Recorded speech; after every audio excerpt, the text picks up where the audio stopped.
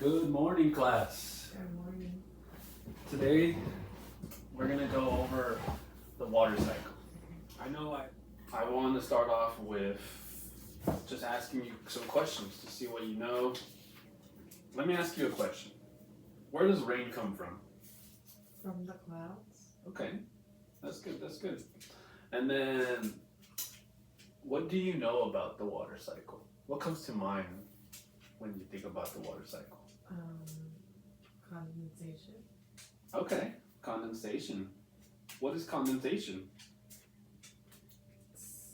Gather all the water. Okay, good. So you know something about what the water cycle is. Yes. Okay, that's good. Okay, as usual, I like to always say the objective, what we're going to learn today. Students will be able to describe the stages of the water cycle. Also, students will be able to explain how water moves through the environment. So, let's get started. Let's get started with evaporation. Make sure you have your paper and pen or pencil and write down what's important to you. Okay. At the same time, listening what I'm saying. Evaporation. Evaporation is the process where water changes from a liquid to a gas. Why? Why do you think that happens? If you don't know, it's okay. Because the sun. Okay, yeah, the sun has a huge factor in this stuff. When things get hot, the temperature rises. These molecules shake and then they heat up, meaning they become gases. You've probably seen this when your mom has cooked or anybody in the kitchen when they have a pot in the kitchen and you see the smoke coming in. That's what we consider evaporation. Okay? Next one, condensation. Okay? Condensation is the process where water vapor, remember, we just transitioned over from The gas. a gas, exactly. Condensation is the process where water vapor cools down and changes back into a liquid.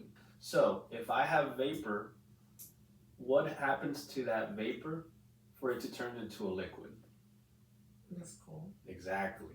So as it goes up in the clouds up there is a lot more colder than down here on Earth. That then creates it to turn back into a liquid. There's one thing I want you to write down. Condensation is when water vapor cools down and turns back into tiny drops of water. Precipitation. Okay? What is precipitation? When water falls from the sky. Okay? So, don't think that precipitation is just rain. Okay? It could also be snow, sleet, or hail. Imagine these clouds are getting so much water, are packing all these waters. What do you think is going to happen with all that water up there? What is bound to happen? So that's what we would consider precipitation. When these clouds get very heavy with water and they can't hold the water anymore, they fall to the ground and we get rain. Simple, okay? Now, the last one is pretty self-explainable, but I like to still go over it. Collection. This will be our last stage of the water cycle. Collection is where water gathers, basically. Now, next thing we're going to do is a worksheet. It is your job to, with the information that you have, is to put where each word bank goes. Okay. It looks like you finished. Let's see your work. So, you said where the clouds are, it's condensation. Why is that?